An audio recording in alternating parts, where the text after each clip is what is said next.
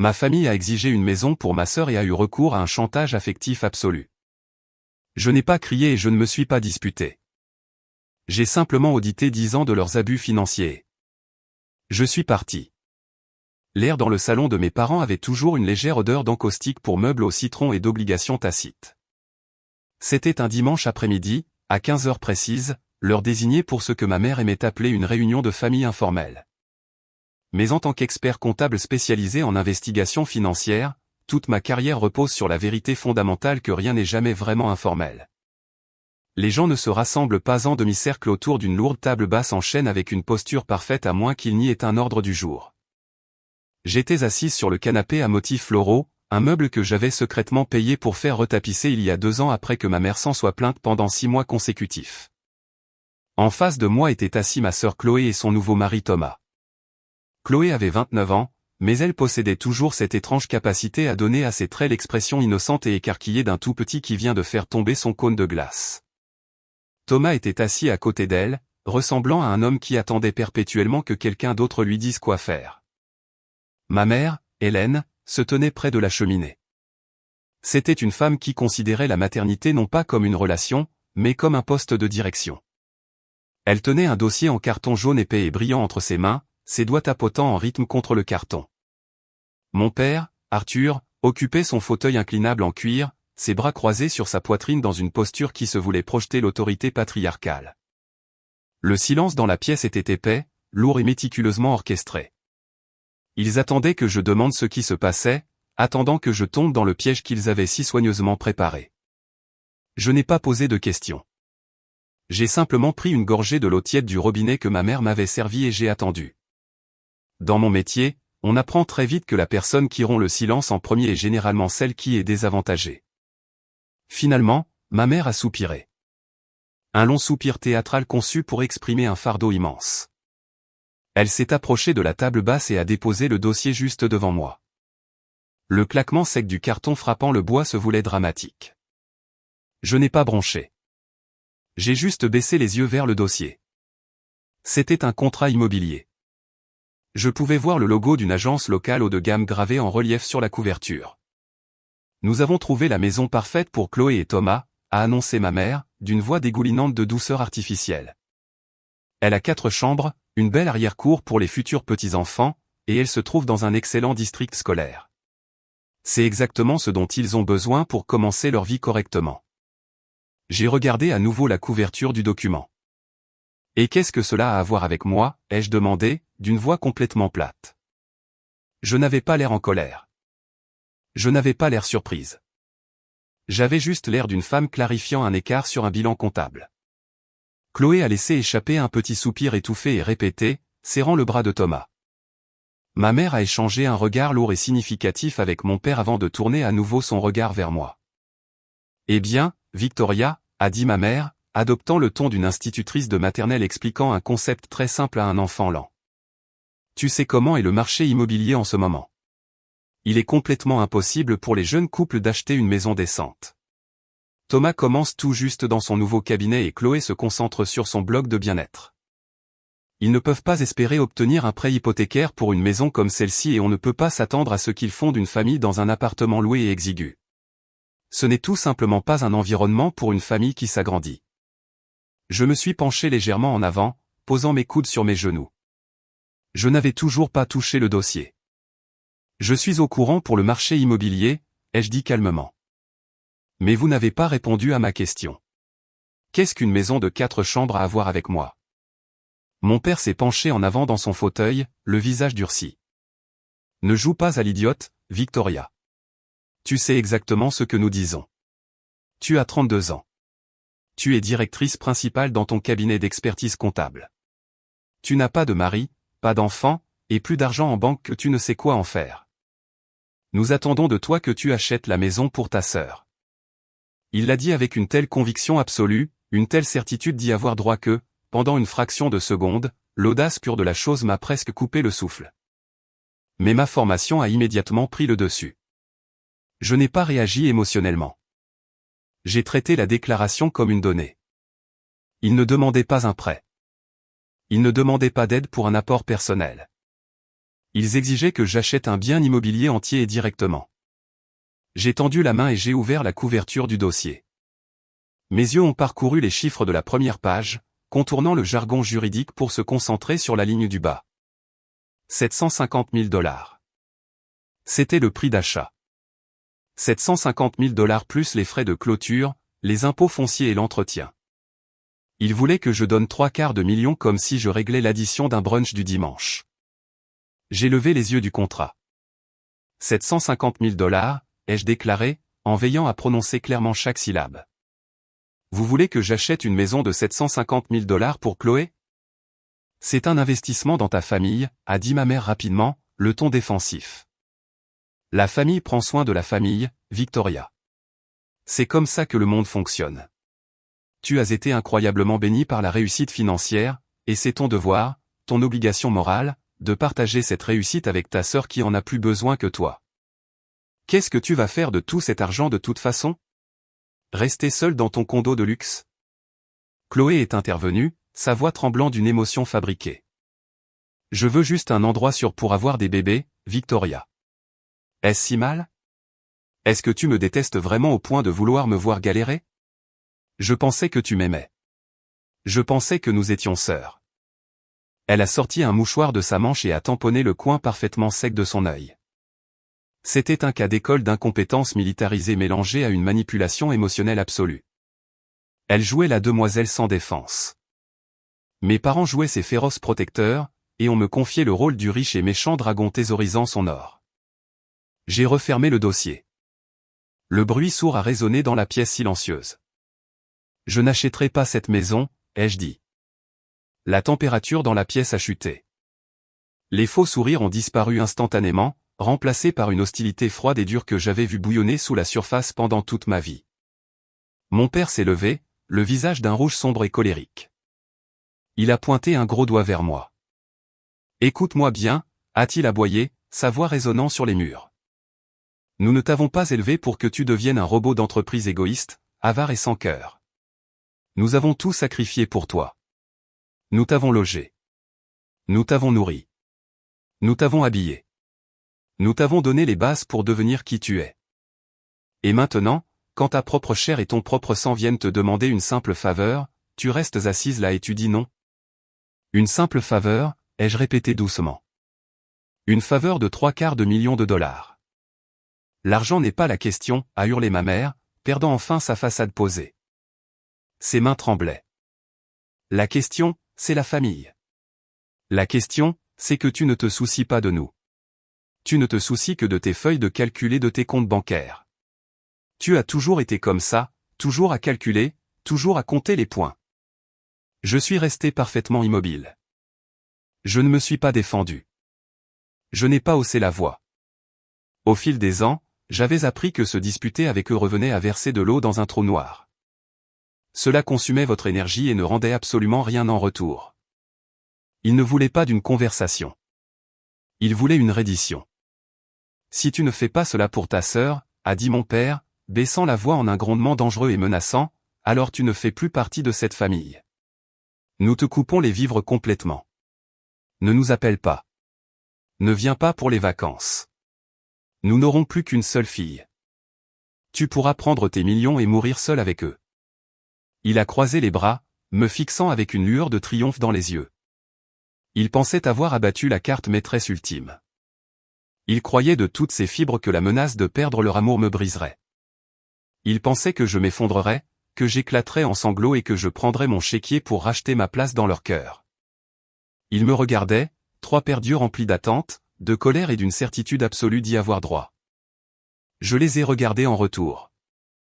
J'ai senti le battement régulier et rythmé de mon propre cœur. Je n'ai pas ressenti de panique. Je n'ai pas ressenti de chagrin. À ma propre surprise, la seule chose que j'ai ressentie a été un sentiment de soulagement profond et limpide. Le lourd brouillard d'obligations qui m'avait étouffé pendant 3 décennies s'est soudainement dissipé.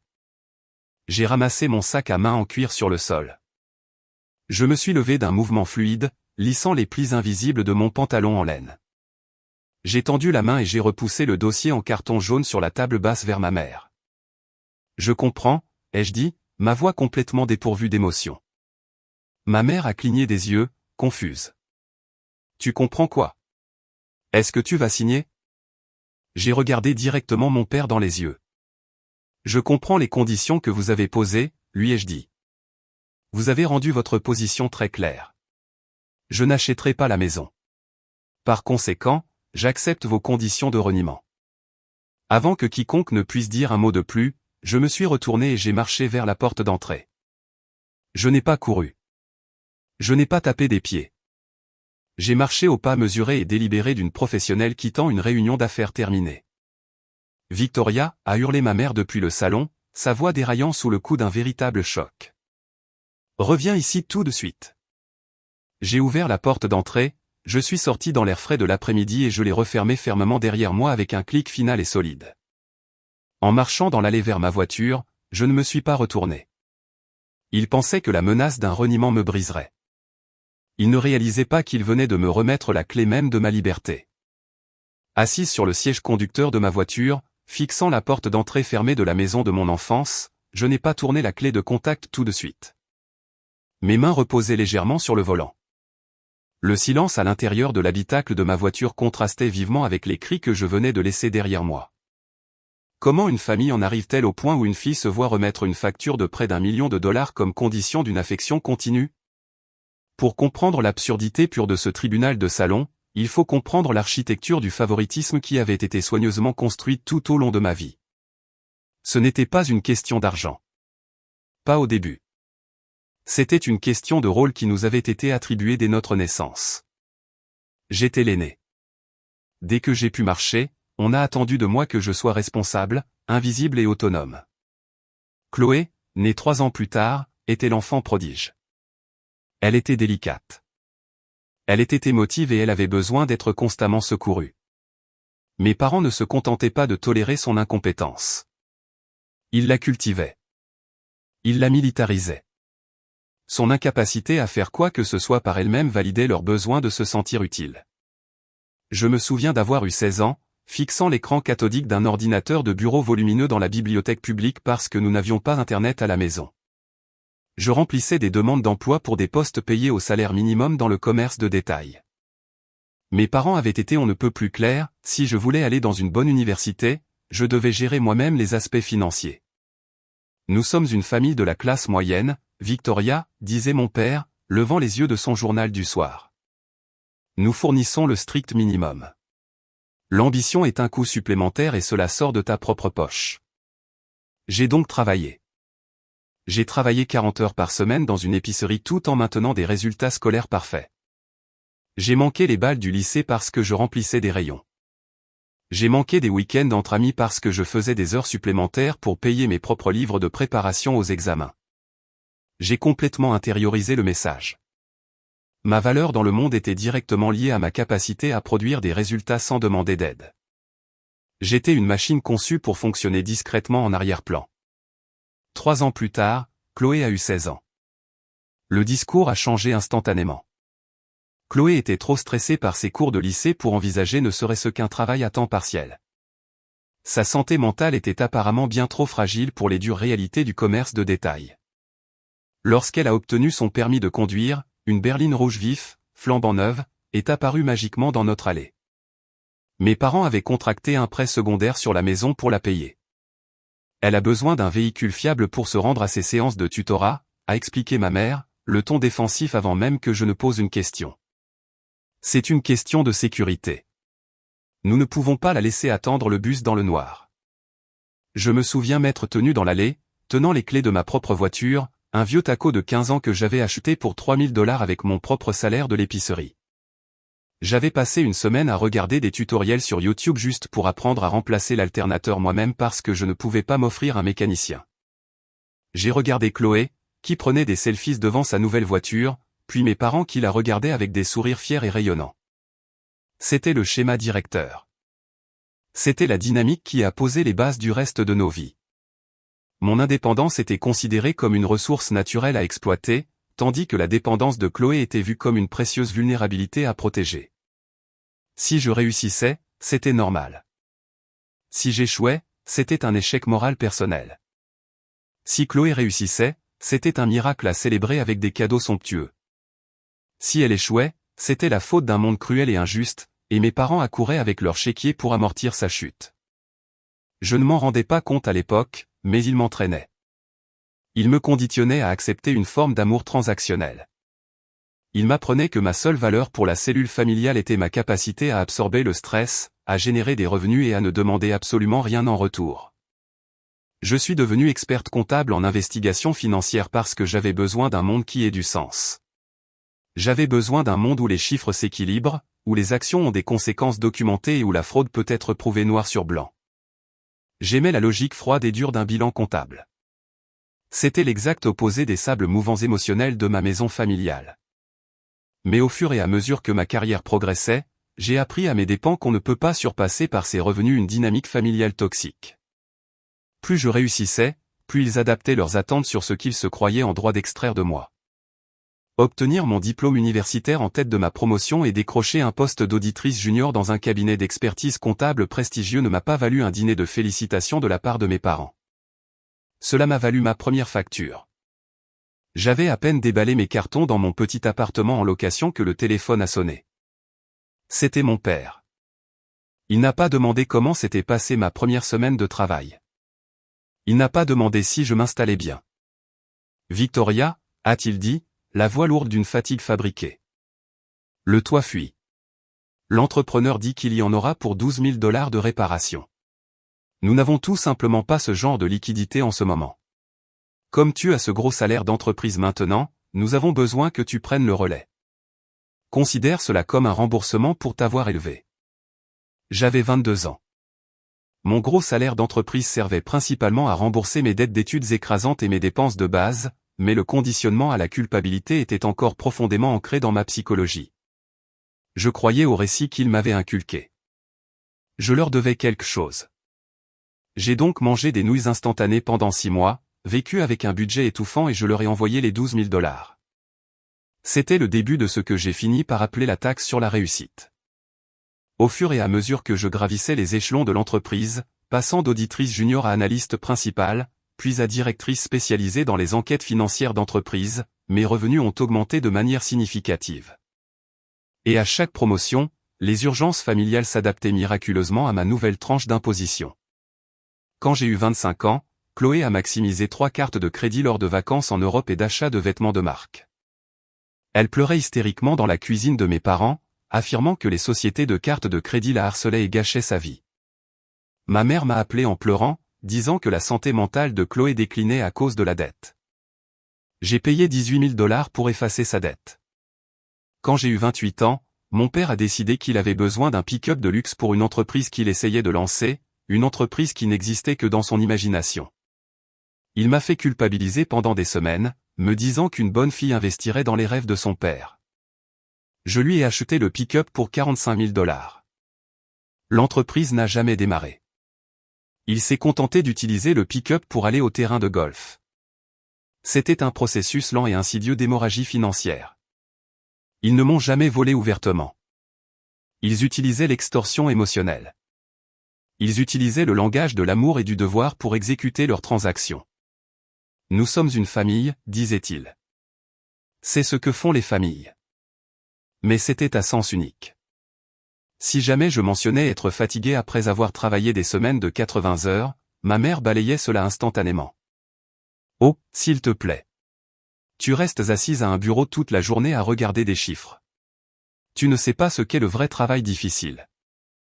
Je suis devenu leur caisse noire personnelle, un distributeur automatique qui donnait de l'argent chaque fois qu'il saisissait le bon code-PIN émotionnel.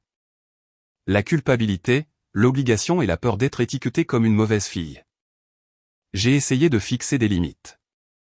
Vraiment. J'ai suggéré des conseils financiers pour Chloé. J'ai proposé d'aider mon père à rédiger un véritable plan d'affaires au lieu de simplement lui faire un chèque. Mais toute tentative d'offrir des solutions qui n'impliquaient pas de transfert d'argent direct se heurtait à une colère explosive. Tu es si arrogante, Victoria, m'a sifflé ma mère lors d'un dîner de Thanksgiving où j'avais refusé de payer pour une rénovation de cuisine. Tu gagnes un peu d'argent et soudain tu penses que tu es mieux que nous. Tu penses que tu peux nous dire comment vivre? Tu es incroyablement égoïste. Ce mot, égoïste. C'était leur arme préférée. Il la maniait avec une précision chirurgicale pour me maintenir dans le rang. Une femme qui travaille 80 heures par semaine, paye ses propres factures et donne des dizaines de milliers de dollars à sa famille est qualifiée d'égoïste à l'instant précis où elle finit par dire non. Dans ma profession, je traque les cadres qui détournent l'argent de leur propre entreprise. J'étudie comment les fraudeurs justifient leurs crimes. Ils ne pensent jamais qu'ils volent. Ils se convainquent toujours que cet argent leur est dû, que l'entreprise peut se le permettre, qu'ils ne font que prendre ce qu'ils méritent. En observant mes parents, j'ai commencé à voir exactement le même profil psychologique. Ils ne considéraient pas mon argent comme ma propriété. Ils le voyaient comme des actifs familiaux que je gérais simplement pour leur commodité. Ma réussite n'était pas un accomplissement personnel. C'était un réservoir de ressources en expansion dans lequel ils pouvaient puiser. Et le point culminant de cette attitude est arrivé enveloppé de tulle blanc et de listes de mariage. Les fiançailles de Chloé avec Thomas ont été traitées comme un événement royal. Dès l'instant où la bague a glissé à son doigt, la maison de mes parents s'est transformée en un centre de commandement frénétique pour l'organisation du mariage. L'argent était discuté ouvertement, à voix haute et au mépris total de la réalité. Ils voulaient un domaine de type country club, un bar ouvert avec des alcools de qualité supérieure, une robe de créateur et une arche florale sur mesure qui coûtait plus cher qu'une voiture d'occasion. Lors d'un dîner dominical, ma mère a fait glisser une feuille de calcul surlignée sur la table de la salle à manger vers moi. Ce n'était pas une demande. C'était un ordre de mobilisation. Le total s'élève à environ 90 000 dollars, a annoncé ma mère, ses yeux brillants d'une excitation maniaque. Arthur et moi contractons un petit prêt personnel pour couvrir le traiteur et la compte du domaine. Nous avons réservé la robe, le fleuriste et la lune de miel pour toi, Victoria. Ta part sera de 30 000 dollars. J'ai arrêté de mâcher ma nourriture. J'ai regardé la feuille de calcul. Elle était mal formatée, ce qui offensait mes sensibilités professionnelles presque autant que l'exigence elle-même. 30 000 dollars, ai-je demandé prudemment. Oui, a acquiescé ma mère vigoureusement. Ça va être spectaculaire. Ils vont à Fidji pendant 2 semaines. Bungalow sur pilotis. C'est le début parfait pour leur mariage. J'ai regardé Chloé. Elle était occupée à admirer ses ongles, semblant totalement indifférente au fait que sa mère était en train d'extorquer 30 000 dollars à sa sœur pour lui payer ses vacances. Maman, ai-je dit, gardant ma voix calme. Je suis heureuse de faire un cadeau de mariage généreux à Chloé. J'avais prévu de leur donner 5 000 dollars pour les aider à commencer leur épargne, mais je ne vais pas payer 30 000 dollars pour des fleurs et des vacances de luxe. C'est déraisonnable. La salle à manger a éclaté. Ce fut une symphonie d'indignation répétée. Déraisonnable, a hurlé mon père, frappant du poing sur la table. Ta sœur ne se marie qu'une fois. C'est le jour le plus important de sa vie. Tu gagnes ce genre d'argent en un mois. C'est mon argent, papa, ai-je répondu, serrant plus fort ma serviette de table. Je travaille pour l'obtenir. Je ne l'imprime pas dans mon sous-sol. Chloé a éclaté en sanglots immédiatement. Ce fut une performance spectaculaire. Elle a repoussé sa chaise et s'est levée, le visage enfoui dans ses mains. Je savais que tu ferais ça, a-t-elle gémi. Je savais que tu essaierais de gâcher mon mariage. Tu as toujours été jalouse de moi. Tu ne supportes pas le fait que je sois amoureuse et que toi tu sois seule. Ma mère s'est précipitée aux côtés de Chloé, l'entourant de ses bras et me fusillant du regard comme si j'avais poignardé son enfant préféré. Regarde ce que tu lui fais, a sifflé ma mère. Elle est sous pression et tu te montres incroyablement cruel. C'est 30 000 dollars, Victoria. C'est de l'argent de poche pour toi. Pourquoi dois-tu toujours tout rendre si difficile? Pourquoi dois-tu toujours être la méchante dans cette famille? La pression était étouffante. C'était un poids physique qui pesait sur ma poitrine. J'étais entouré de 3 adultes entièrement convaincus que mon refus de financer des vacances de luxe était un acte de terrorisme familial profond. Ils n'ont pas arrêté. Les SMS ont commencé ce soir-là et ont continué pendant des semaines. De longs paragraphes décousus de ma mère sur la loyauté familiale. Des liens passifs-agressifs de mon père sur l'importance du soutien entre frères et sœurs. Des messages vocaux éplorés de Chloé disant que son mariage était gâché et que c'était entièrement de ma faute. Finalement, le volume même du harcèlement a eu raison de mes défenses. J'étais épuisé par le travail, fatigué des disputes constantes et désespéré d'avoir ne serait-ce qu'une semaine de paix. J'ai abandonné. Je me suis connecté à mon portail bancaire, j'ai fixé l'écran pendant un long moment, et j'ai viré 30 000 $ à l'organisateur de mariage et à l'agence de voyage. Lorsque les emails de confirmation sont arrivés, le harcèlement a cessé instantanément. J'ai reçu un SMS de ma mère avec un seul emoji cœur. J'ai reçu un appel de Chloé me remerciant d'être enfin une bonne sœur. Je me suis assise dans mi appartement, regardant le solde à zéro de mon compte d'épargne disponible. Je ne me sentais pas comme une bonne sœur. J'avais l'impression d'avoir été détroussé dans une ruelle par des gens qui me souriaient. J'ai réalisé à ce moment-là que mon argent n'achetait pas leur amour. Il n'achetait que leur silence temporaire. Il achetait une brève pause dans l'extorsion jusqu'à ce qu'ils aient besoin du prochain versement. L'extorsion de 30 000 $ pour le mariage a été une pilule amère, mais ce n'est pas le catalyseur qui m'a finalement fait rompre.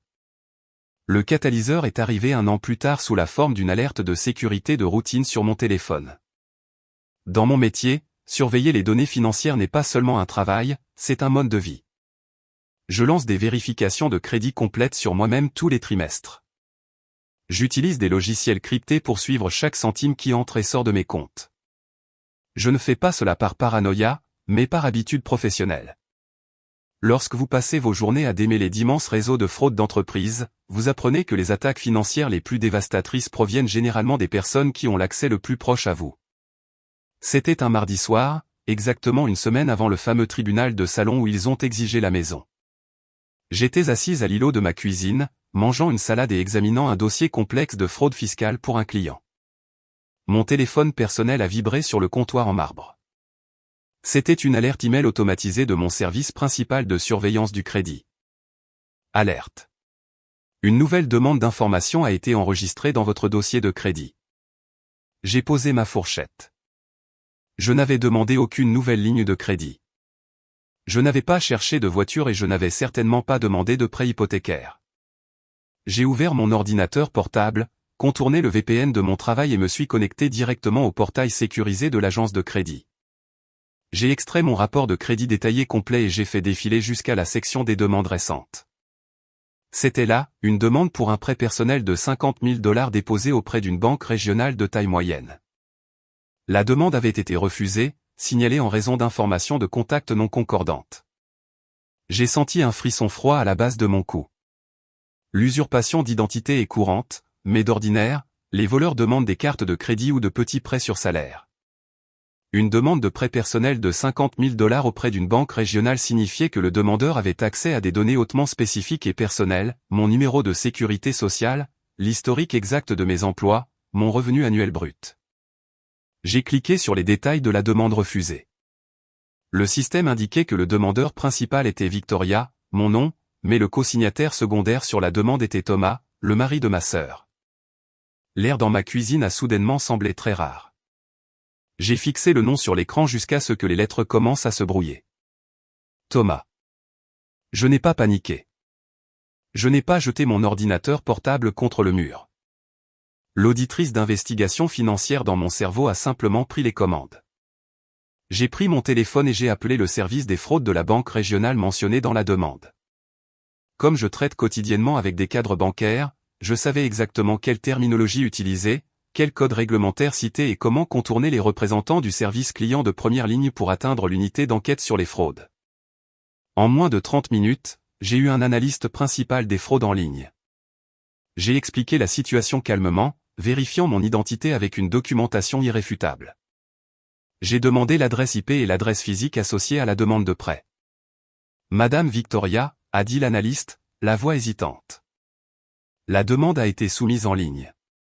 L'adresse IP renvoie à un fournisseur d'accès Internet résidentiel. Je peux confirmer que l'adresse physique indiquée sur la demande pour le co-signataire correspond à une résidence dans votre ville. Il a lu l'adresse à haute voix. C'était la maison de mes parents. Chloé et Thomas y vivaient depuis leur retour de leur lune de miel à 30 000 $, affirmant qu'ils devaient économiser pour un apport personnel. J'ai remercié l'analyste, lui ai demandé de placer un verrouillage strict pour fraude sur l'ensemble de mon profil de crédit et j'ai raccroché le téléphone. Je me suis assise dans le silence de mon appartement. Les pièces du puzzle se sont assemblées avec une clarté horrifiante. Thomas avait une note de crédit médiocre et des dettes d'études massives. Il ne pourrait jamais prétendre à un prêt de 50 000 $ par lui-même. Chloé avait ruiné son crédit des années auparavant. Mes parents étaient déjà lourdement endettés par le mariage et les différents prêts qu'ils avaient contractés pour financer leur mode de vie. Ils avaient besoin d'argent, peut-être pour un apport, peut-être pour rembourser d'autres dettes, ou peut-être simplement pour maintenir leur illusion de richesse. Et ma mère, qui avait mémorisé mon numéro de sécurité sociale quand j'étais enfant, qui savait exactement combien je gagnais parce qu'elle ne cessait de me le demander, avait tenté d'utiliser mon historique de crédit impeccable pour co-signer un prêt pour son gendre à mon insu. Ce n'était plus de la simple manipulation. Ce n'était pas seulement du chantage émotionnel. C'était un crime fédéral. C'était une usurpation d'identité perpétrée par la femme qui m'avait donné la vie. Si la demande avait été approuvée, j'aurais été légalement responsable de 50 000 $ de dette de Thomas.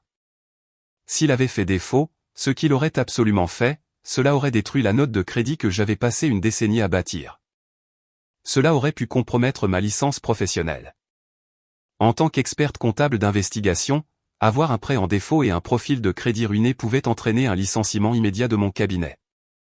Ils étaient prêts à réduire toute ma carrière en cendres juste pour obtenir un peu d'argent supplémentaire pour l'enfant prodige. Je n'ai pas appelé la police.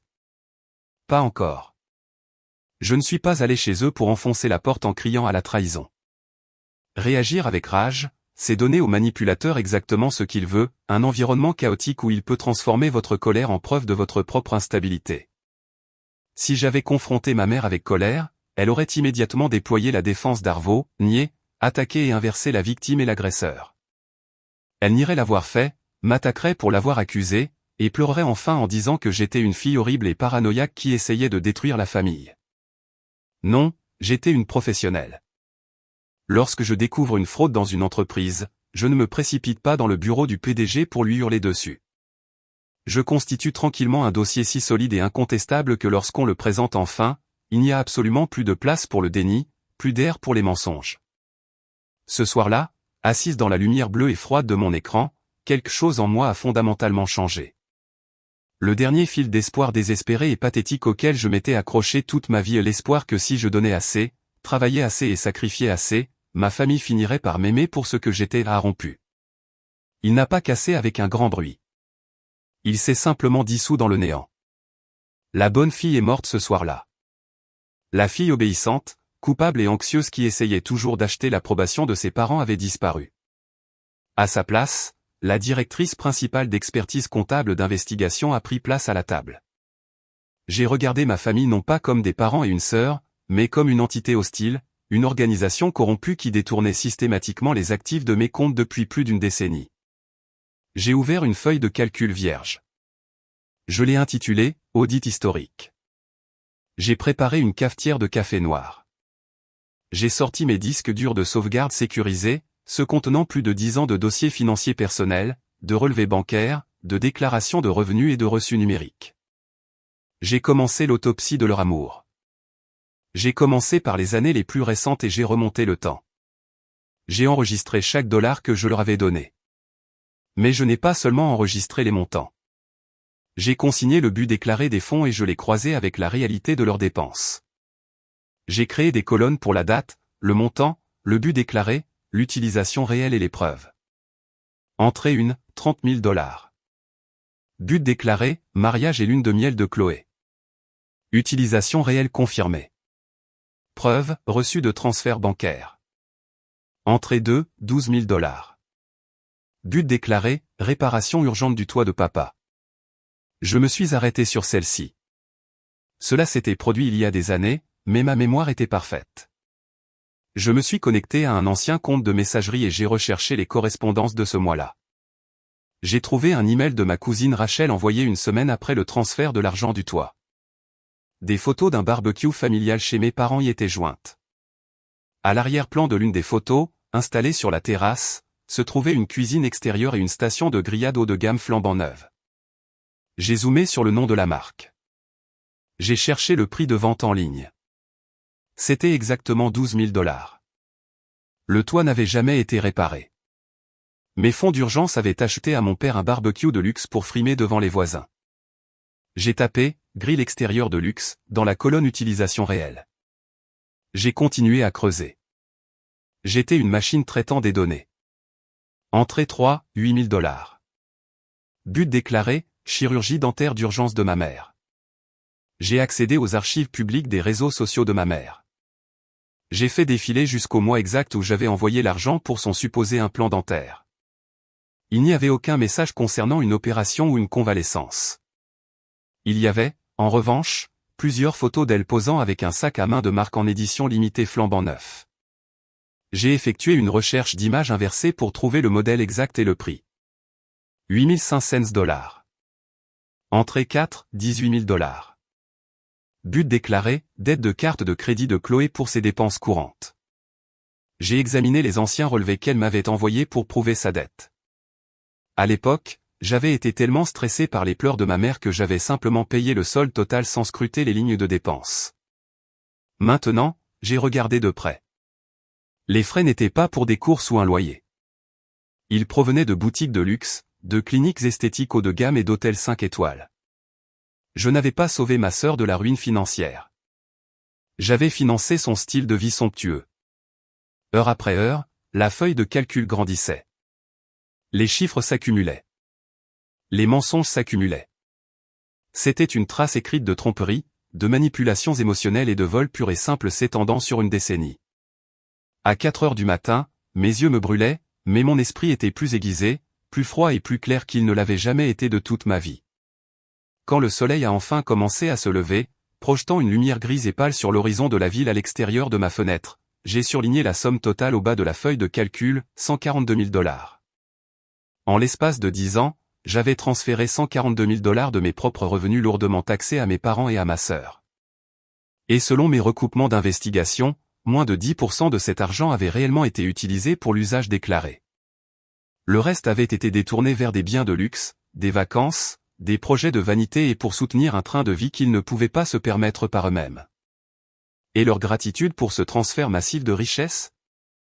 Leur gratitude a été une tentative de voler mon identité pour obtenir illégalement 50 000 $ supplémentaires, suivie immédiatement d'une demande d'achat d'une maison de 750 000 $. Je me suis adossé dans mon fauteuil de bureau ergonomique et j'ai fixé le plafond. L'audit était terminé. Je connaissais la vérité. Maintenant, je devais construire la forteresse. Je devais m'assurer qu'ils ne pourraient plus jamais toucher à ma personne, à mon argent ou à mon crédit. J'ai passé les 2 jours suivants à mettre en place un verrouillage financier et juridique total.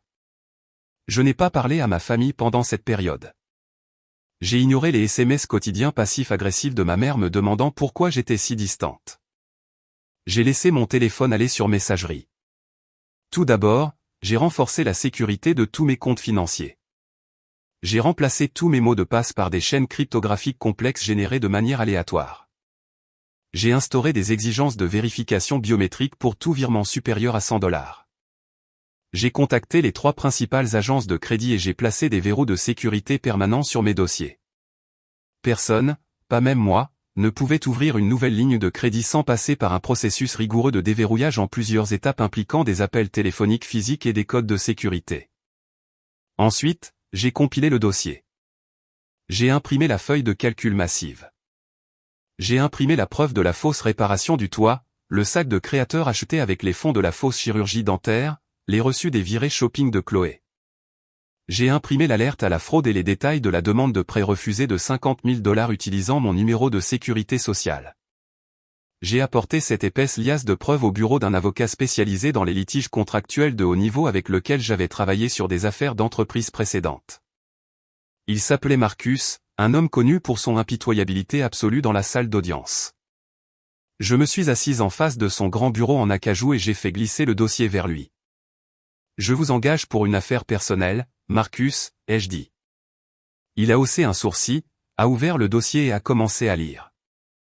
Au fur et à mesure qu'il tournait les pages, son expression est passée d'un intérêt détaché à un sérieux professionnel. Il s'est arrêté à la fraude sur la demande de prêt. C'est une usurpation d'identité, Victoria, a-t-il dit, levant les yeux vers moi. C'est une infraction fédérale. Tu peux porter plainte au pénal contre ta mère. Elle risque la prison. Je sais, ai-je répondu calmement. Mais envoyer ma mère dans une prison fédérale est un processus public et désordonné qui va s'éterniser pendant des années. Je ne veux pas passer les 5 prochaines années de ma vie dans des salles d'audience à gérer leurs larmes. Je veux qu'il soit retiré de ma vie comme une tumeur. Propre, rapide et permanent. Quel est ton objectif, a demandé Marcus, sortant un bloc-notes juridique. Je veux qu'une mise en demeure de cesser et s'abstenir juridiquement contraignante soit rédigée et signifiée à Arthur, Hélène, Chloé et Thomas, ai-je dicté. L'ordonnance doit stipuler explicitement que toute nouvelle tentative d'utiliser mes informations personnelles à des fins financières entraînera des poursuites pénales immédiates sur la base des preuves contenues dans ce dossier. De plus, je veux régler une dette spécifique en souffrance. J'ai sorti un dernier document de ma mallette. Il y a 3 ans, mon père a demandé un prêt de $50 000 pour investir dans un projet immobilier d'un ami. Comme il s'agissait d'un investissement commercial, j'avais insisté pour rédiger un billet à ordre formel. Il l'avait signé, s'était moqué de ma paranoïa d'entreprise et avait promis de rembourser dans les 12 mois. Le projet a échoué, l'argent a disparu et il n'a jamais remboursé un seul centime. J'avais laissé couler, mettant cela sur le compte du coût de la famille. Mais la bonne fille qui laissait couler était morte. J'ai un billet à ordre signé et juridiquement contraignant d'Arthur pour $50 000 plus les intérêts capitalisés, ai-je dit à Marcus. Le billet est en défaut. Je veux que vous rédigiez une lettre de mise en demeure de payer formelle. Joignez-la à la mise en demeure de cesser et s'abstenir. Marcus a souri, d'un sourire lent et prédateur de requin. Tu veux lancer une bombe juridique sur ta propre famille. Je veux établir une limite, les jeux corrigés. Et d'après mon expérience, les seules limites que les manipulateurs respectent sont celles renforcées par du béton et des conséquences juridiques. Préparez les documents pour vendredi, ai-je ordonné. Ils m'ont invité chez eux dimanche pour une réunion de famille. Je pense qu'ils prévoient d'exiger que j'achète une maison pour ma sœur. C'était la réunion qui allait devenir le tribunal de salon. J'étais entré dans cette pièce en sachant déjà tout. Je les avais laissés me menacer de reniement, sachant que je détenais les codes de lancement nucléaire dans ma mallette. La suite immédiate de mon départ de chez mes parents n'a pas été le silence. Ce fut un bombardement numérique. Lorsque vous privez un manipulateur de son contrôle, il ne se remet pas en question. Il part en guerre. Le temps que je retourne à mon appartement et que je me serve un verre d'eau pétillante, mon téléphone avait déjà commencé à chauffer sous l'effet du volume des notifications entrantes. La campagne de dénigrement avait officiellement commencé. En investigation financière, nous appelons cela la phase de distraction. Lorsqu'un fraudeur se rend compte que vous avez trouvé l'argent manquant, il essaie immédiatement de discréditer l'auditeur. S'il peut convaincre tout le monde que l'auditeur est fou, aigri ou incompétent, alors les preuves n'ont plus d'importance. Ma mère, Hélène, exécutait ce plan d'action à la perfection.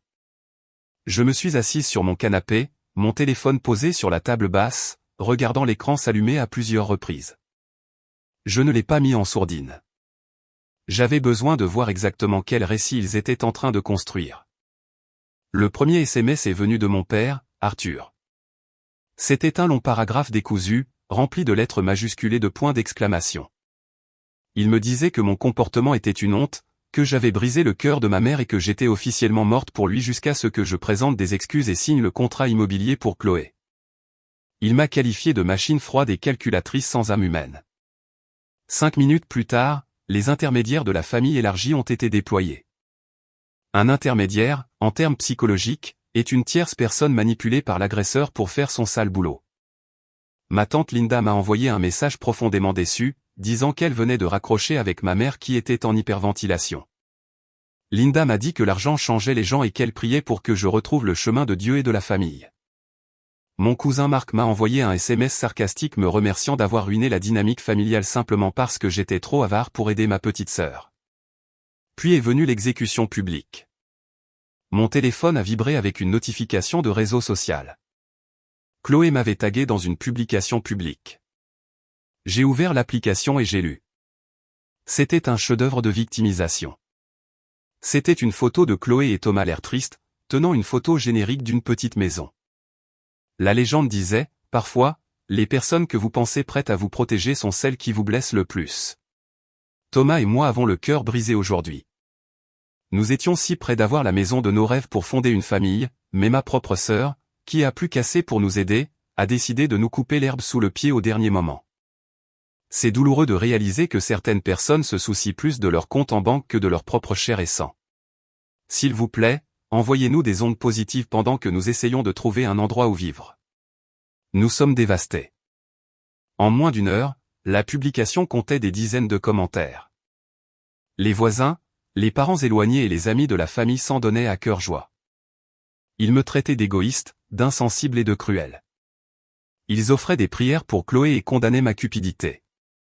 Ils se félicitaient de leur propre supériorité morale, ignorant complètement qu'ils participaient à l'humiliation publique d'une femme qui venait de refuser de donner 3/4 de dollars à une sœur qui refusait de travailler. Si cela s'était produit il y a 5 ans, j'aurais été en larmes. J'aurais tapé des réponses frénétiques et défensives, essayant d'expliquer ma version de l'histoire, les suppliant de comprendre mon point de vue. J'aurais ressenti le poids écrasant de la désapprobation publique et j'aurais probablement sorti mon chéquier pour racheter ma place dans leur bonne grâce. Mais je n'étais plus cette femme. J'ai lu les commentaires avec l'intérêt clinique et détaché d'un scientifique observant des bactéries dans une boîte de pétri. J'ai pris des captures d'écran de chaque SMS, de chaque commentaire et de chaque publication. Je les ai enregistrés dans un dossier cloud sécurisé intitulé « Preuve de harcèlement ». Ils voulaient une réaction. Ils voulaient que je hurle, que je pleure, que je me batte dans la boue pour pouvoir me pointer du doigt et dire « Regardez comme elle est folle ». Mais le silence est un miroir.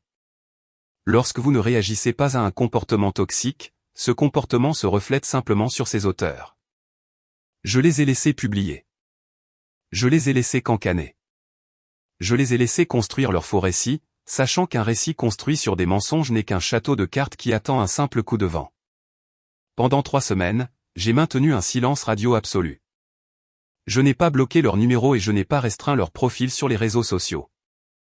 Les bloqués auraient signalé qu'ils m'atteignaient, que leur harcèlement me causait une détresse émotionnelle. Plus important encore, cela aurait coupé mes sources d'information. En tant qu'enquêteur financier, on ne coupe jamais les lignes de communication de l'ennemi lorsqu'il vous fournit librement des preuves de sa propre mauvaise conduite. Chaque soir après avoir terminé mon travail pour mes clients, je passais 20 minutes à consigner leur communication dans mon dossier en expansion. Ma mère est passée de la colère à la culpabilisation. Elle envoyait des photos de Chloé en train de pleurer sur un canapé. Elle m'envoyait des messages vocaux où sa voix tremblait, me demandant où elle avait échoué en tant que mère pour élever un enfant aussi dur et insensible.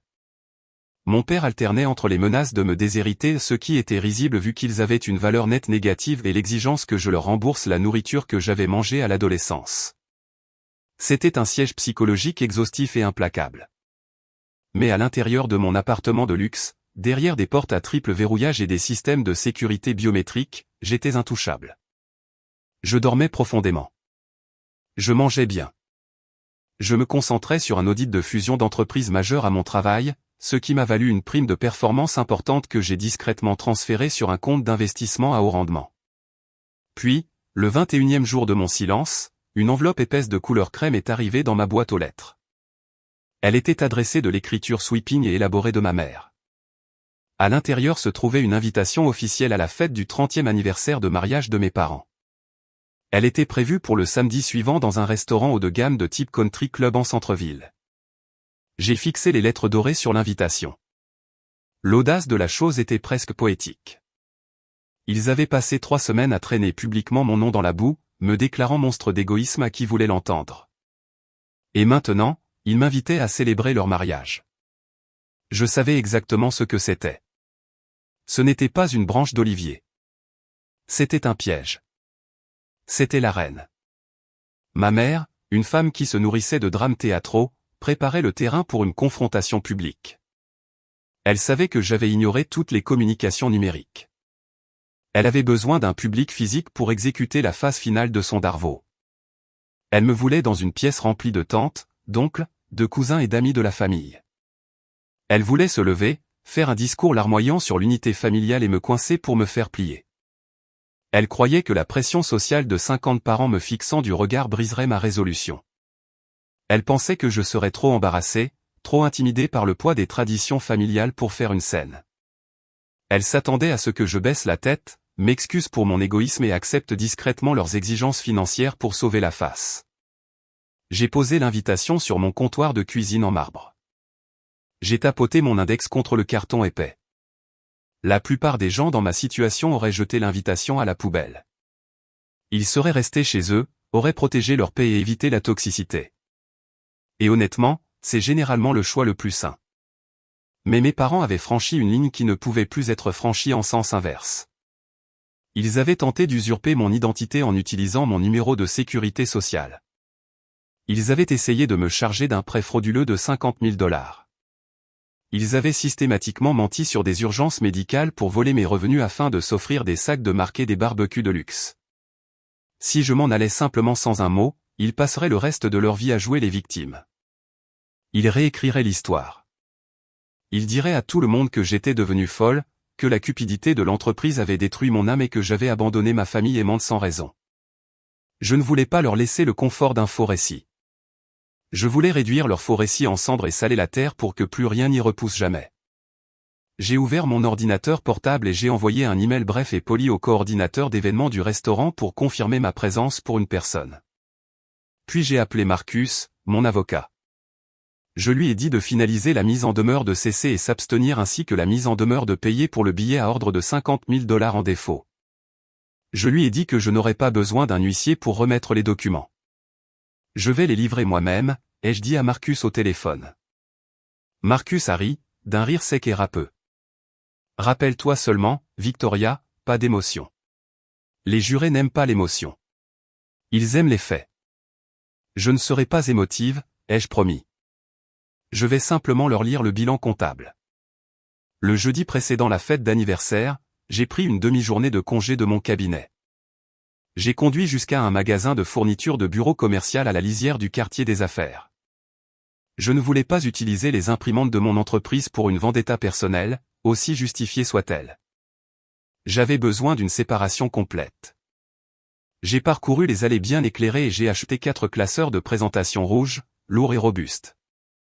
La couleur rouge, en audit financier, indique généralement une erreur critique, un déficit ou un avertissement sévère. Cela semblait approprié. J'ai également acheté des pochettes plastiques épaisses, des intercalaires personnalisés et une grande boîte de papier d'impression de haute qualité. Je suis retourné à mon appartement et j'ai transformé la table de ma salle à manger en salle de crise. J'avais déjà compilé le dossier numérique. Il était maintenant temps de le matérialiser dans le monde physique. Un fichier numérique est facile à ignorer. Un classeur épais et lourd qui claque sur une table est indéniable. J'ai installé mon imprimante laser et j'ai commencé le long processus d'impression. La machine bourdonnait régulièrement, produisant page après page une vérité incontestable.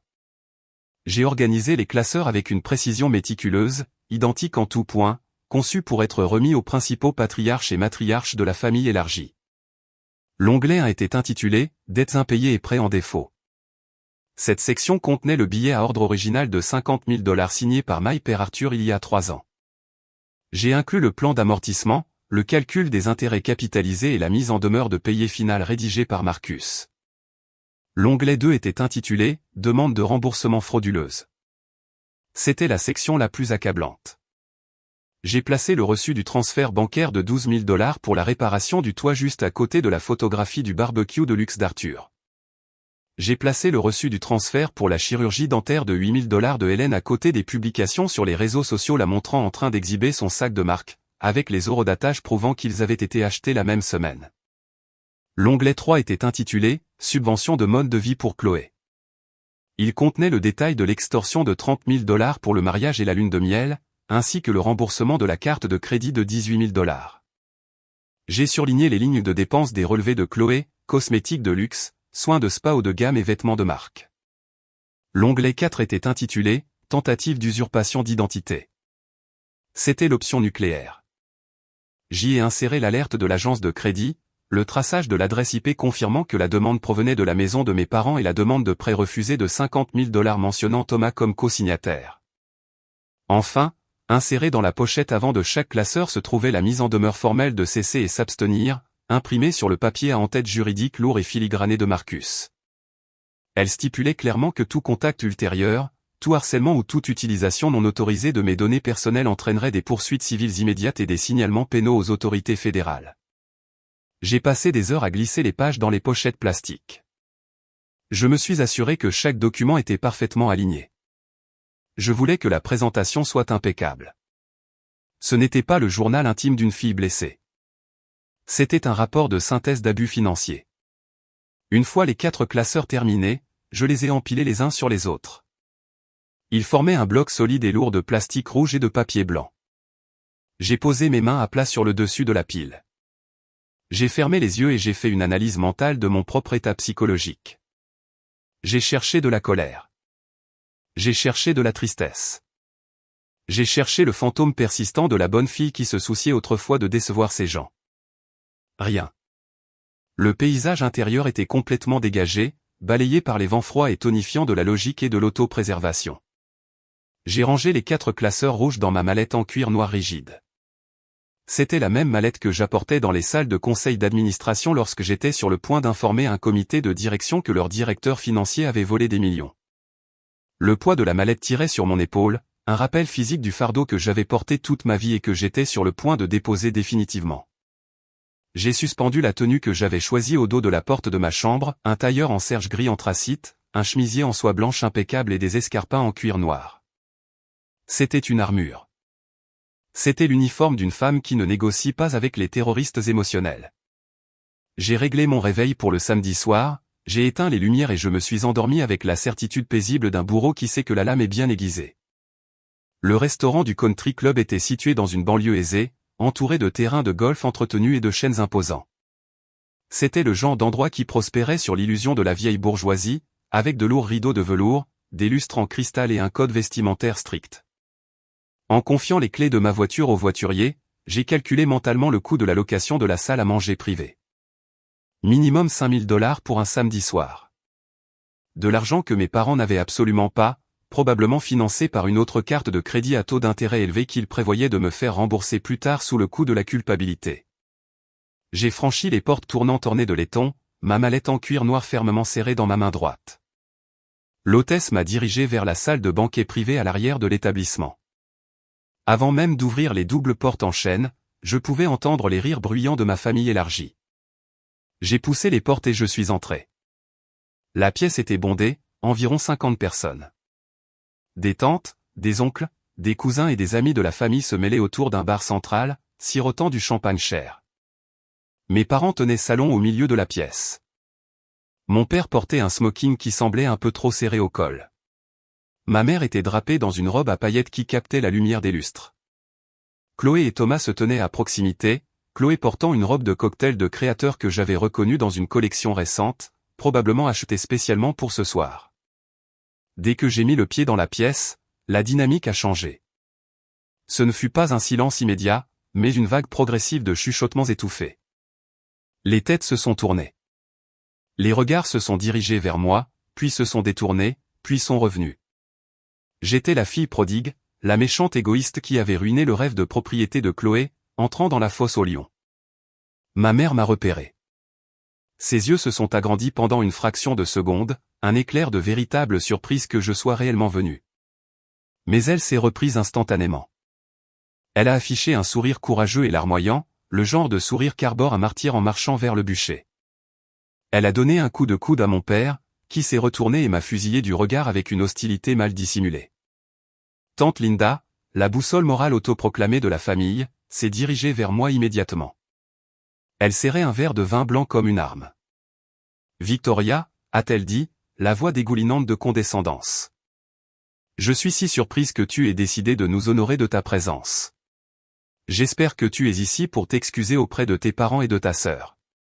C'est le moins que tu puisses faire après le stress que tu leur as causé. » J'ai regardé tante Linda droit dans les yeux. Je n'ai pas cligné des yeux. « Je suis ici pour clarifier quelques erreurs comptables, tante Linda, » ai-je dit calmement. Je l'ai contournée avant qu'elle ne puisse analyser la phrase.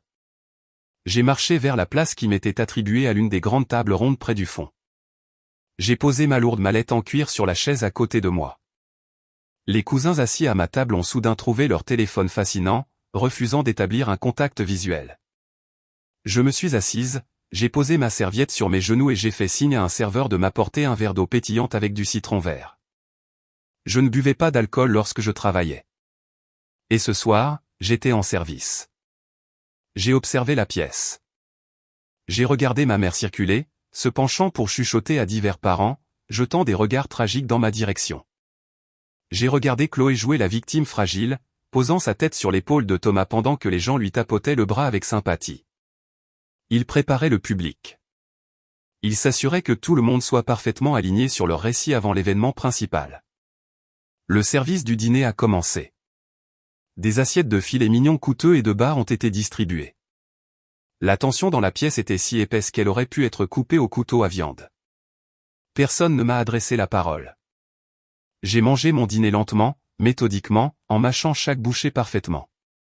Je ne ressentais aucune anxiété. Je ressentais l'anticipation fraîche et calculée d'un joueur d'échecs qui se trouve exactement à 3 coups du mat, regardant son adversaire déplacer joyeusement sa reine droit dans le piège. Alors que les assiettes de dessert étaient débarrassées, les serveurs ont circulé dans la pièce, versant du champagne dans des flûtes en cristal pour les toasts. Le bruit ambiant a diminué au fur et à mesure que les gens retournaient à leur siège.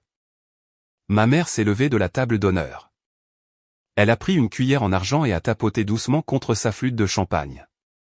Le tintement aigu et clair a coupé les dernières conversations. La pièce est devenue complètement silencieuse. Le piège s'était refermé. Les projecteurs étaient allumés. Hélène se tenait à la table d'honneur, tenant sa flûte de champagne à 2 mains. Elle a regardé la mère de visage devant elle, son expression étant un mélange parfait de profond amour et d'une tristesse profonde et durable.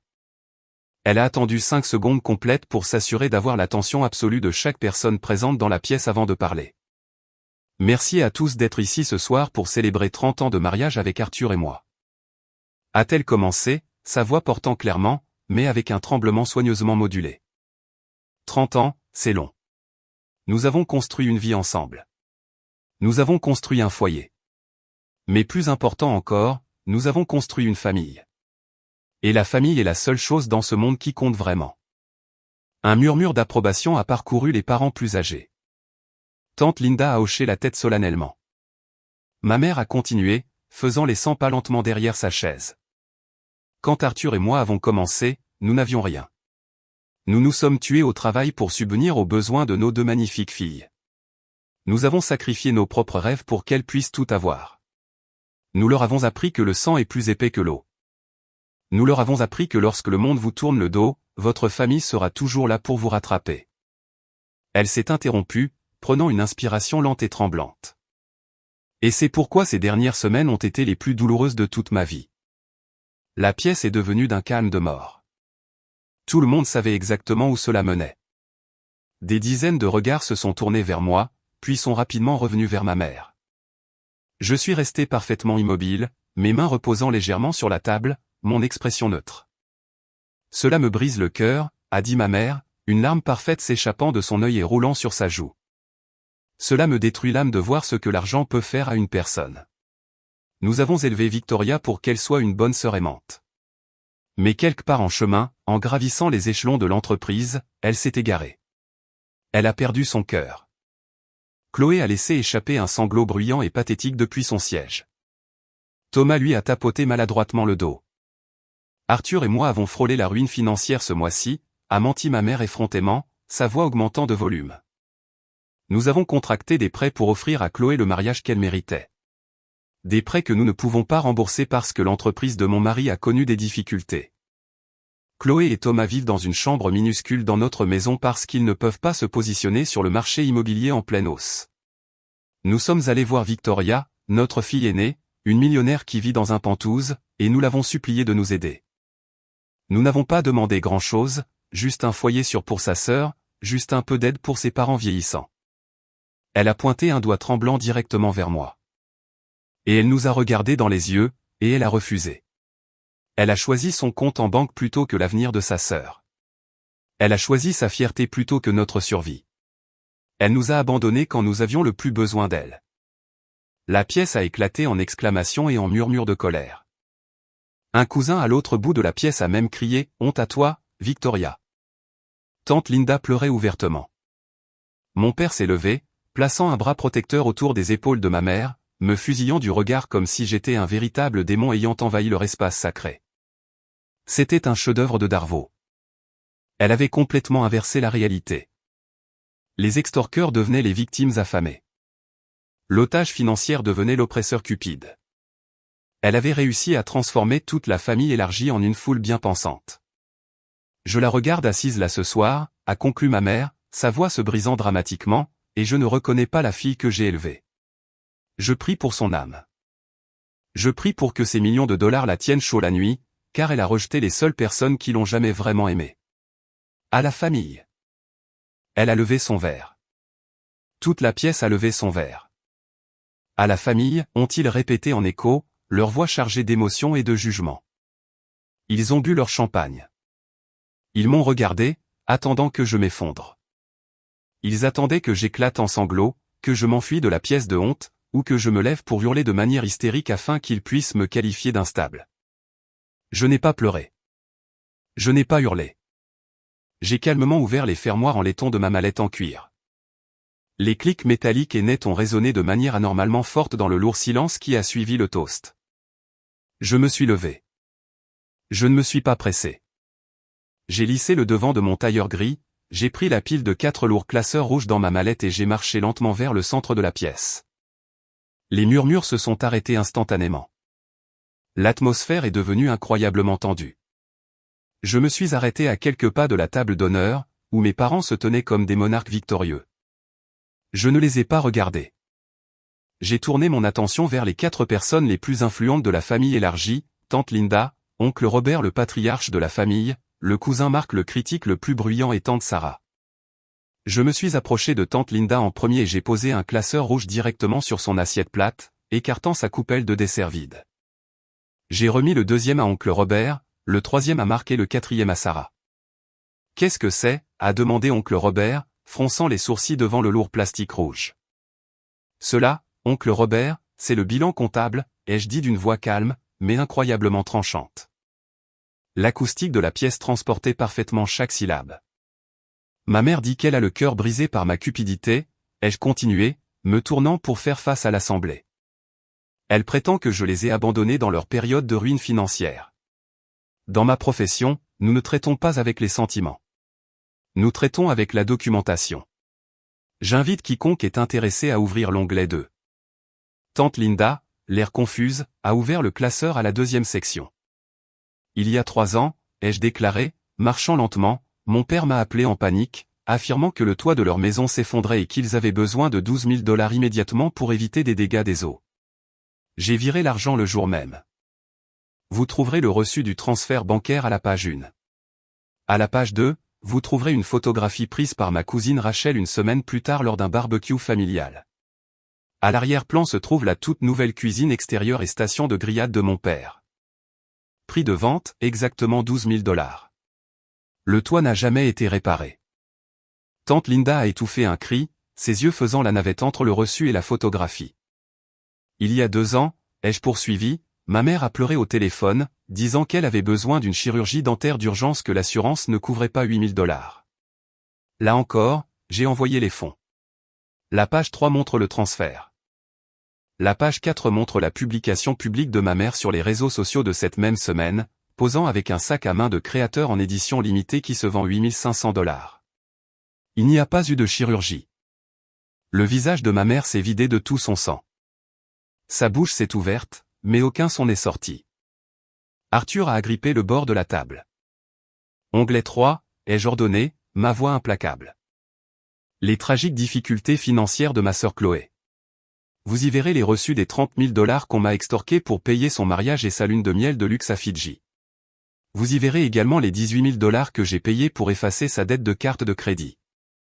Si vous examinez les relevés détaillés, vous verrez que cette dette n'était pas pour des courses ou un loyer. C'était pour des injections de Botox, des chaussures de créateur et des séjours dans des hôtels de luxe. Chloé s'est recroquevillée sur sa chaise, cachant son visage dans ses mains. Mais elle ne pleurait plus pour de faux. Elle se cachait. Au cours des 10 dernières années, ai-je annoncé, regardant directement dans les yeux des parents qui me maudissaient 10 minutes plus tôt, j'ai transféré exactement 142 000 $ de mes revenus personnels à Arthur, Hélène et Chloé. De l'argent que j'ai travaillé 80 heures par semaine pour gagner. De l'argent qui a été sollicité par des mensonges, de la culpabilité et de la manipulation émotionnelle, et dépensé entièrement dans des biens de luxe et des projets de vanité. La pièce était paralysée. Les preuves étaient juste devant eux, imprimées en haute résolution et en couleur, vérifiées par des logos bancaires et des eurodatages. La grande illusion des parents sacrifiés en difficulté se désintégrait en temps réel. Victoria, ça suffit, a fini par rugir mon père, le visage violet de rage. Il a fait un pas vers moi. Comment oses-tu apporter des affaires familiales privées en public? Tu déformes les faits. Je n'ai pas reculé. Je l'ai regardé avec un mépris absolu. Je ne déforme pas les faits, Arthur. Je les audite, et je n'ai pas fini. Je veux que tout le monde ouvre l'onglet 4, l'onglet rouge. Oncle Robert, les mains visiblement tremblantes, a tourné la page jusqu'à l'onglet rouge. Mardi dernier, ai-je dit, ma voix baissant d'un ton, devenant un marteau froid et dur frappant une enclume. J'ai reçu une alerte de mon service de surveillance du crédit. Quelqu'un avait tenté de contracter un prêt personnel de 50 000 $ en utilisant mon numéro de sécurité sociale, l'historique de mes emplois et mon excellente note de crédit. La pièce a eu un haut-le-corps collectif. L'usurpation d'identité n'était pas une dispute familiale. C'était un délit grave. La demande a été refusée, ai-je continué, parce que le fraudeur a fait une erreur en saisissant les informations de contact. J'ai contacté le service des fraudes de la banque régionale. La demande désignait le mari de ma sœur, Thomas, comme co-signataire secondaire. L'adresse IP et l'adresse physique utilisée pour soumettre la demande frauduleuse renvoient directement à la maison de mes parents. Toutes les têtes dans la pièce se sont tournées vers Thomas. Le jeune homme avait l'air sur le point de vomir. Il a repoussé sa chaise, secouant la tête frénétiquement. Je ne savais pas, a-t-il bafouillé, la voix tremblante. Hélène m'a dit qu'elle avait organisé un prêt familial. Elle m'a juste dit de signer le formulaire numérique. Je ne savais pas qu'elle utilisait le numéro de sécurité sociale de Victoria. Thomas, a hurlé Chloé, frappant son bras. Tais-toi. Mais le mal était fait. Il avait avoué devant 50 témoins. Il venait de confirmer que ma mère, la martyre éplorée qui venait de porter un toast à la loyauté familiale, avait commis une usurpation d'identité fédérale contre sa propre fille pour financer le mode de vie de son gendre. Ma mère s'est effondrée sur sa chaise. Elle semblait minuscule, soudainement dépouillée de tout son pouvoir théâtral. Sa robe de créateur semblait ridicule sous la lumière crue de la réalité. Hélène, a dit oncle Robert, la voix lourde de dégoût, en laissant retomber le classeur rouge sur la table. Dis-moi que ce n'est pas vrai. Dis-moi que tu n'as pas volé l'identité de ta propre fille. Elle n'a pas répondu. Elle s'est contentée de fixer la nappe, la poitrine haletante. J'ai plongé la main dans la pochette avant de ma mallette et j'ai sorti 2 derniers documents. Je me suis approché directement de mon père. Il a essayé de maintenir son regard intimidant, mais ses yeux s'agitaient nerveusement dans la pièce, réalisant que tout son cercle social le regardait désormais comme un criminel. J'ai déposé le premier document sur son assiette de dîner. C'est une mise en demeure formelle de payer, ai-je dit froidement. Il y a 3 ans, je t'ai prêté 50 000 $ pour ton projet immobilier qui a échoué. Nous avons signé un billet à ordre juridiquement contraignant. Tu as fait défaut. Le total avec les intérêts capitalisés s'élève désormais à 58 000 $. Tu as 30 jours pour virer les fonds sur le compte de fiducie de mon avocat, sinon un privilège légal sera enregistré sur votre maison. Arthur a fixé le document juridique comme s'il s'agissait d'un serpent venimeux. J'ai déposé le second document juste à côté. Et cela est une ordonnance de cesser et s'abstenir rédigée par mon conseil juridique. Elle s'applique à Arthur, Hélène, Chloé et Thomas. Si l'un de vous tente à nouveau de me contacter, si vous tentez à nouveau d'utiliser mes informations personnelles, ou si vous publiez à nouveau mon nom sur Internet, je n'hésiterai pas à remettre le contenu de l'onglet 4 aux autorités fédérales et à porter plainte pour usurpation d'identité. J'ai refermé la fermeture éclair de ma mallette. Le son a résonné dans la grande pièce totalement silencieuse. J'ai regardé ma mère une dernière fois. Tu as raison sur un point, Hélène. La famille est importante, mais vous n'êtes pas ma famille. Vous êtes juste un mauvais investissement que je passe enfin par perte et profit. Je leur ai tourné le dos. J'ai marché vers la sortie, mes talons claquant en rythme sur le parquet. En passant devant le bar, j'ai sorti un billet de 50 $ de mon portefeuille et l'ai tendu au barman. Pour l'eau pétillante, ai-je dit poliment. Gardez la monnaie. J'ai poussé les doubles portes en chaîne et je suis sorti dans l'air frais de la nuit. Derrière moi, je pouvais entendre les bruits étouffés du chaos qui éclatait dans la salle à manger, oncle Robert qui criait, Chloé qui pleurait pour de bon cette fois, et l'effondrement absolu d'un empire bâti sur des mensonges. J'ai remis mon ticket au voiturier, je suis monté dans ma voiture et je suis parti, les laissant se noyer dans les conséquences de leurs propres actes. Les retombées ont été rapides, brutales et entièrement hors de mes mains. Une fois que vous exposez les mensonges d'un narcissique à sa communauté, vous n'avez plus rien à faire. La communauté fait le travail pour vous. Dans les semaines qui ont suivi la fête d'anniversaire, je n'ai pas eu à lever le petit doigt pour me venger. Les classeurs que j'avais laissés derrière moi ont agi comme une matière radioactive, empoisonnant lentement la fausse réalité que mes parents avaient construite. Par les rumeurs juridiques et occasionnellement par de brefs emails non sollicités de ma cousine Rachel, j'ai appris à quel point le château de cartes s'était effondré rapidement. Le matin suivant la fête, oncle Robert a officiellement exigé qu'Arthur démissionne de son poste au conseil d'administration de la petite fiducie caritative régionale de la famille. Oncle Robert a déclaré publiquement qu'un homme qui vole l'identité de sa propre fille ne peut pas être digne de confiance avec les fonds de la communauté. L'isolement social fut absolu. Mes parents avaient passé des décennies à se construire une réputation de martyrs riches, généreux et patients. Désormais, ils étaient connus comme des fraudeurs. Tante Linda, qui avait été ma critique la plus virulente, a complètement coupé les ponts avec Hélène. Les dîners du dimanche, les événements au country club, les barbecues de quartier, les invitations ont cessé d'arriver. Ils sont devenus des parias dans leurs propres cercles sociaux. Mais les conséquences sociales n'étaient rien comparées à la réalité financière à laquelle ils étaient désormais confrontés.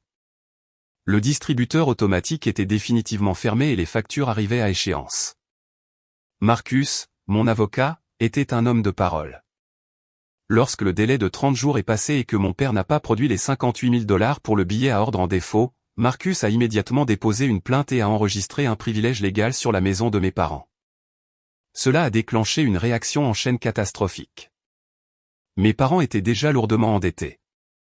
Ils avaient contracté une deuxième hypothèque pour payer le mariage de Chloé et leur propre mode de vie.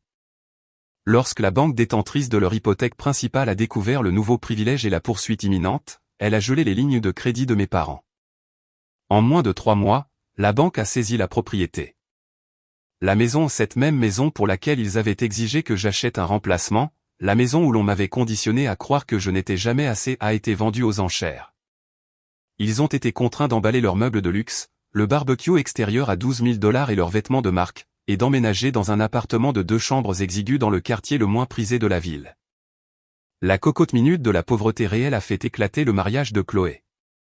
Thomas, terrifié par la menace bien réelle de poursuite fédérale pour usurpation d'identité qui pesait sur lui, a réalisé que la famille de sa nouvelle épouse n'était pas le filet de sécurité financière qu'il imaginait. Il a réalisé qu'ils étaient un fardeau. 2 mois après la saisie immobilière, Thomas a déménagé et a demandé le divorce. Chloé, manquant soudainement à la fois d'un mari pour l'entretenir et d'une sœur pour la renflouer, a été forcée de faire quelque chose qu'elle avait passé ses 29 années de vie à éviter, elle a dû trouver un emploi au salaire minimum. Rachel m'a dit que Chloé travaillait à la réception d'une salle de sport locale, se plaignant à qui voulait l'entendre de sa terrible chance. Mais plus personne n'accourait pour la sauver. Mes parents, croulant sous leurs propres dettes et frais juridiques, ne pouvaient pas lui donner un centime. Ils avaient passé toute ma vie à me dire que sans la famille, je ne serais rien. Mais la vérité était exactement inverse. Sans moi pour siphonner mes ressources, ils n'étaient rien. Ils n'étaient que 3 adultes qui n'avaient jamais appris à assumer la responsabilité de leur propre vie, finalement forcés de payer leur propre chemin dans un monde qui ne se souciait pas de leurs larmes.